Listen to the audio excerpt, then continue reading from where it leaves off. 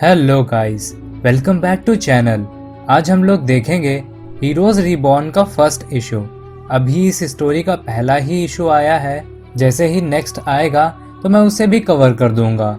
और जो मज़ा आपको इस स्टोरी में आने वाला है वैसा एक्सपीरियंस आपको आज तक नहीं मिला होगा। तो रेडी हो जाओ। पहले मैं इस स्टोरी में बेसिकली हो क्या रहा है वो बता देता हूँ ताकि स्टोरी आपको समझ में आ जाएगी। अब मान लो एक रात आप सोए। जब आप सोने गए तब तक सब कुछ ठीक था, लेकिन जब सुबह उठे तो आपको कुछ भी याद नहीं कि आप इससे पहले क्या थे। इवन आपके आसपास वाले भी सब भूल गए हैं कि आप क्या थे। तो कुछ ऐसा ही हुआ अवेंजर्स के साथ। अवेंजर्स खुद को भूले ही भूले और साथ में दुनिया वाले भी भूल गए कि अवेंजर्स नाम की कोई चीज़ भी थी। इस स्टोरी में थॉर ने कभी अपना हैमर नहीं उठाया, टोनी ने कभी अपना आर्मर नहीं बनाया। तो काफ़ी मज़ा आने वाला है और वीडियो को एंड तक देखना तो ही स्टोरी समझ आएगी, वरना तो कुछ समझ नहीं आने वाला। यहाँ आपको एक टीम दिखने वाली है जिसका नाम है स्क्वाड्रन सुप्रीम। उसके मेंबर्स अब अर्थ को गार्ड करते हैं। तो चलो बिना किसी देरी के शुरू करते हैं आज का ये ऑसम वीडियो।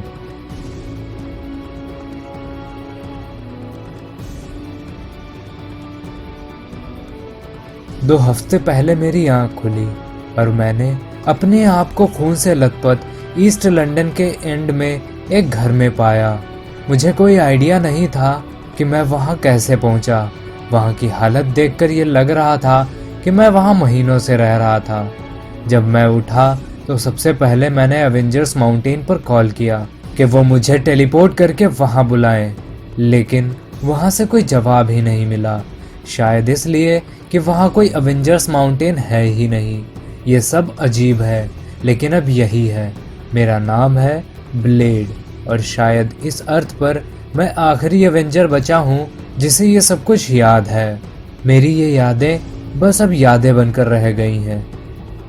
तो गाइज, ये पूरी स्टोरी हमें ब्लेड ही सुनाने वाला है, क्योंकि यहाँ पर ब्लेड ही एक ऐसा बंदा है जिसे अपना पास्ट याद है। उसे याद है कि एवेंजर्स नाम की कोई चीज़ भी हुआ करती थी। तो चलो फिर स्टोरी में आगे बढ़ते हैं। ब्लेड ईस्ट लॉस एंजलिस में रहता है। वो एवेंजर्स के बारे में पता करने की कोशिश कर रहा था कि तभी उसे एक लड़का साइकिल से जाता हुआ दिखाई देता है। ब्लेड उससे पूछता है, हेलो बच्चे, मैं घोस्ट राइडर को ढूंढ रहा हूँ। वो लड़का ब्लेड को जवाब देता है, मुझे नहीं मालूम कि तुम किसकी बात कर रहे हो। ऐसा लग रहा है कि अगर तुम इस चीज के बारे में और ढूंढोगे तो तुम पागल हो जाओगे। अपना इलाज कराओ। ब्लेड कहता है, मैं एक वैम्पायर हंटर था, लेकिन हफ्तों हो गए हैं मुझे एक भी वैम्पायर की स्मेल तक नहीं आई। ऐसा लगता है कि वो और अवेंजर्स एग्जिस्ट ही नहीं करते हैं। ये सब देखकर ऐसा फील होता है कि बूढ़ी हड्डियों पर किसी ने नया मांस रख दिया हो, क्योंकि जगह वही है, दुनिया वही है, पर मेमोरीज नई हैं। सीन शिफ्ट होता है। हम पहुंचते हैं वॉशिंगटन डीसी। कुछ दिनों के बाद यहाँ पर एक बंदे को गार्ड्स ने घेरा हुआ है। वो बंदा कहता है, वेस्टर्न सिविलाइजेशन के नर्म दिल रूलर्स, मैं तुम्हें इन्फॉर्म करने आया हूँ कि तुम्हारे लैंड पर लेटवेरियन लिबरेशन आर्मी ने कब्जा कर लिया है। मेरा मतलब डूम की आर्मी ने। गाइस, ये बंदा डूम था। वो कहता है, मेरा लैंड मुझसे ले लिया गया तो मैं तुम्हारा लैंड ले लूंगा, उसी तरह जिस तरह मैंने ये क्रिम्सियन जेम को हिडन टेम्पल से ले लिया। साइटॉर्क टेम्पल का है जो गॉड ऑफ रेज और अनस्टॉपेबिलिटी का है, और अब ये मेरा है और ये मुझे वही पावर्स देगा। सीन शिफ्ट होता है। हम देखते हैं जगरनॉट को जो लोगों को मार रहा था। ब्लेड कहता है, यहाँ वैम्पायर भले ही ना हो, लेकिन दुश्मन तो अभी भी हैं। लोग आज भी भूखों मर रहे हैं और कुछ लोग मज़े से खा रहे हैं। खून की नदियाँ अभी भी बहती हैं। आज यहाँ अवेंजर्स नहीं हैं, लेकिन फिर भी यहाँ कुछ माइटी हीरोज़ हैं जो लोगों की मदद करते हैं। तब हम देखते हैं हाइपेरियन को, और वो बंदा जगरनॉट से कहता है, तुम कभी नहीं सुधरोगे ना। जगरनॉट कहता है, एलियन डॉग, तुमने मेरी कंट्री को मेरे ही अगेंस्ट कर दिया। तुम्हारे इस अमेरिका को मैं बर्बाद कर दूंगा। हाइपेरियन कहता है, अगर तुम्हारा मतलब है द स्क्वाड्रन और मैंने लटवेरिया में फेयर इलेक्शन करवाया, तो हाँ विक्टर, मैंने तुम्हारी कंट्री को तुम्हारे अगेंस्ट कर दिया और आज तुम यहाँ मरने आए हो। जगरनॉट कहता है, नहीं, आज नहीं, आज तुम मेरी क्रिम्सन रीच के आगे नहीं टिक पाओगे। जगरनॉट हाइपेरियन की गर्दन अपने हाथ से पकड़ लेता है, लेकिन हाइपेरियन अपनी गर्दन को इतना फुलाता है कि जगरनॉट का हाथ टूट जाता है। जगरनॉट कहता है, नहीं, ये कैसे पॉसिबल है? तुमने अपनी गर्दन में सुपर मसल्स लगाई हैं। हाइपेरियन अपनी आंखों से सनलाइट की रेज से जगरनॉट को अच्छा मजा चखाता है। और भी सुपर हीरोज हैं जो अर्थ को प्रोटेक्ट कर रहे हैं। सीन शिफ्ट होता है, हम देखते हैं नाइट हॉक को। क्योंकि डूम यहाँ अकेले नहीं आया है, वो अपने साथ और भी लोगों को लेकर आया है जिनकी हेल्प से वो अर्थ पर कब्जा कर पाए। नाइट हॉक कहता है कि वो अकेले नहीं आया है, और भी मॉन्स्टर्स को वो अपने साथ लाया है। हाइपेरियन कहता है, लेकिन तुमको ये कैसे मालूम? नाइट हॉक जवाब देता है, क्योंकि कैपिटल बिल्डिंग में कोई है, मैं अंदर जा रहा हूँ। नाइट जेट, अपनी पोजीशन ले लो। हमें यहाँ पर बहुत ही इंटरेस्टिंग विलन देखने को मिलता है जो है वेनम, लेकिन इसका नाम ब्लैक स्कल है। तो इस अर्थ पर अलग अलग चीजें देखने को मिल रही हैं। ब्लेड ये पता करने की कोशिश कर रहा है कि आखिर हो क्या रहा है। वो स्टीफन स्ट्रेंज को ढूंढने की कोशिश कर रहा है। यहाँ किसी को नहीं मालूम कि स्टीफन स्ट्रेंज कौन है। अब हमें एक और हीरो दिखाया जाता है, इसका नाम है डॉक्टर स्पेक्ट्रम, जिसे एक नोटिस मिलती है कि कोई चीज स्पेस से उसकी तरफ आ रही है। ये पायलट कैरल डेनवर्स है। ये एक एयरफोर्स पायलट है जिसे कभी भी एक कैप्टन की रैंक नहीं मिली है। वो चेक करने जा रही थी कि स्पेस से क्या आ रहा है। यहाँ पर जो कुछ भी हो रहा है टोनी उसे देख रहा है, लेकिन यहाँ टोनी आयरन मैन नहीं है, वो बस एक बिजनेसमैन है। ब्रूस बैनर जब पहली बार हल्क बना था तो उसे इस डायमेंशन के बाहर नेगेटिव जोन में फेंक दिया गया था। ये लोग यही करते हैं, जब भी ऐसा कुछ होता है तो ये लोग उन लोगों को नेगेटिव जोन में फेंक दिया करते हैं, वहाँ एक प्रिजन में कैद कर दिया करते हैं। वकांडा यहाँ के मैप में एग्जिस्ट नहीं करता है, इसे बस कहानियों की तरह ही याद रखा जाता है। आयरन फिस्ट तिब्बत के माउंटेन से कभी बाहर ही नहीं निकली। यहाँ पर कैप की स्टैचू दिखती है और उसके नीचे लिखा है इन लविंग मेमोरी। आज के हिसाब से देखा जाए तो कैप्टन अमेरिका मर चुका है, वो कभी था ऐसा किसी को याद ही नहीं है। जहाँ तक मैं बता सकता हूँ सब कुछ चेंज हो गया था, और यही एक चीज़ थी जिसकी वजह से सब कुछ इफेक्ट हुआ, और वो चीज़ थी squadron supreme of America. Squadron यहाँ थी तो अवेंजर्स के बनने का कोई रीज़न ही नहीं था, पर यह बात मुझसे हजम नहीं हो रही थी कि ज़रूर किसी ने ये सब कुछ किया है, वरना कल तक जब सब ठीक था और आज अचानक से सब कुछ गायब कैसे हो सकता है। ब्लेड इन्हीं सब बातों में काफ़ी कंफ्यूजन में था। यहाँ क्विक सिल्वर कभी वो बन ही नहीं पाया जो वो असलियत में था। वो स्क्वाड्रन के साथ एक फाइट में मारा गया। स्कारलेट विच ने अपनी केओस मैजिक की हेल्प से क्विक सिल्वर की पावर्स को ऑब्जर्व कर लिया, जिसके बाद वो सिल्वर विच बनी और वो स्क्वाड्रन के अगेंस्ट है, उनसे बदला लेना चाहती है। यहाँ हम देखते हैं कि उसके और ब्लर के बीच एक फाइट हो रही थी। वो उसे हराने की कोशिश कर रही थी, लेकिन ब्लर उससे भी फास्ट है। इधर पावर प्रिंसेस भी एक मॉन्स्टर से फाइट कर रही थी जिसका नाम है स्वॉर्न। डूम अपने साथ ऐसे ऐसे मॉन्स्टर्स को लाया था जिनके बारे में कभी किसी ने सुना भी नहीं था। सारे गॉड्स तो मर चुके हैं, और इस वर्ल्ड को गॉड्स की आखिर जरूरत भी क्या होगी जब यहाँ माइटी सुपर हीरोज हैं। डॉक्टर स्पेक्ट्रम इस वक्त स्पेस में है। वो कहता है मेरा टारगेट मेरे सामने है, और तभी डॉक्टर स्पेक्ट्रम को एक पंच पड़ता है।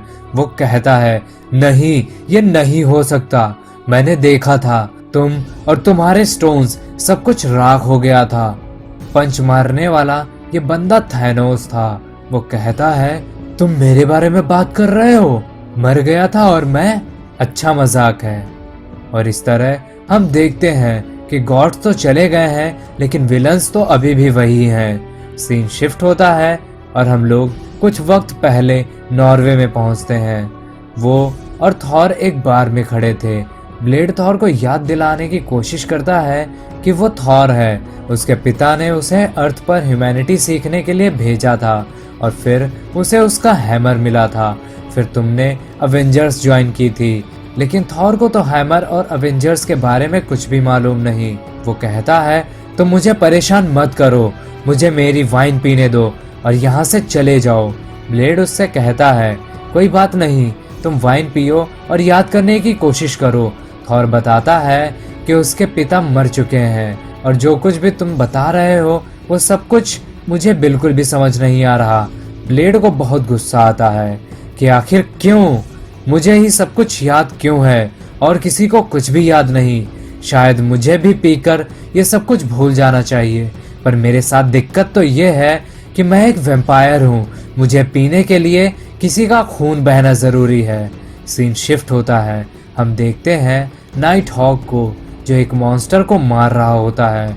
तभी नाइट हॉक को प्रेसिडेंट का एक मैसेज आता है कि मैं जानना चाहता हूँ कि क्या ये बात सच है कि ब्लैक स्कल ने कांग्रेस के होस्टेज पर कब्जा कर लिया है, और अगर ये बात सच है तो मैं ये भी जानना चाहता हूँ कि तुम किस सेनेटर को सबसे पहले रेस्क्यू करोगे। तभी उन मॉन्स्टर्स को मारता हुआ ब्लेड वहां पर पहुंचता है। वो कहता है मैंने सुना है कि तुम इस वर्ल्ड में सबसे स्मार्ट हो। अगर ऐसा है तो मुझे बताओ मिस्टर डार्क कि मैं कौन हूँ और मैं यहाँ किस लिए आया हूँ। तभी मिस्टर डॉक ब्लेड को जवाब देते हैं ब्लेड तुम इस सबसे दूर रहो और लंदन अपने एरिया में वापस चले जाओ। ब्लेड कहता है अच्छा तो तुम मुझे जानते हो, लेकिन नाइट हॉक उसकी बात सुनने से मना कर देता है। वो कहता है कि वो अभी बहुत बिजी है, उसे दुनिया को बचाना है।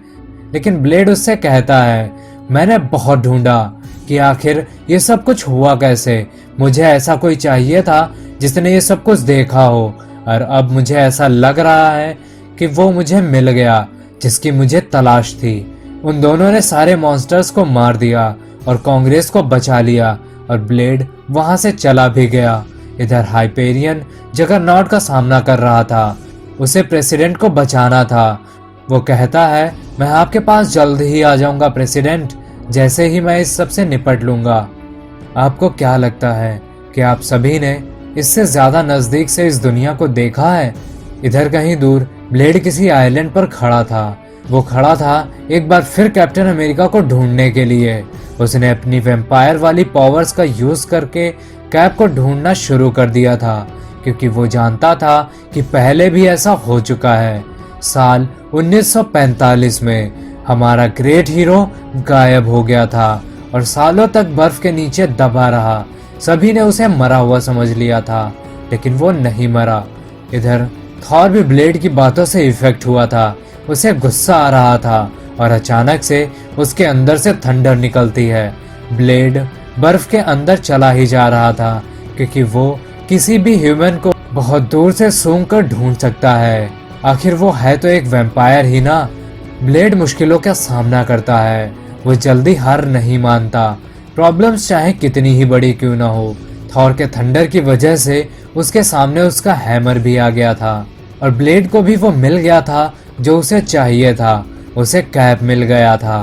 बर्फ में दबा हुआ गहरी नींद में सो रहा है। तो गाइस आपको क्या लगता है, थॉर अपना हैमर उठा पाएगा? क्या हैमर उसे एक्सेप्ट करेगा भी? और क्या कैप अपनी नींद से जागेगा और उन्हें सब कुछ याद भी होगा? मुझे एंड तक आते आते ये स्टोरी काफ़ी इंटरेस्टिंग लगने लगी है। तो नेक्स्ट इश्यू के लिए मैं तो बहुत ही एक्साइटेड हूँ। अगर आप भी हो तो कमेंट में लिखना ना भूलें। और अगर डीसी की कॉमिक पसंद है तो मैंने अभी अभी बैटमैन वाइट नाइट शुरू की है, जिसमें जोकर हीरो बन जाता है और बैटमैन एक क्रिमिनल। और साथ ही मैंने मार्वल्स की और भी स्टोरीज कवर की हैं। लिंक आपको डिस्क्रिप्शन में मिल जाएगा, आप वहां से देख सकते हो। और चैनल पर नए हो तो इसे सब्सक्राइब कर देना और बेल आइकन भी ऑन कर देना। तो मैं चलता हूँ, आप अपना और अपनों का ख्याल रखिए। मैं जल्द ही नेक्स्ट वीडियो के साथ वापस आऊँगा। तब तक के लिए बाय बाय।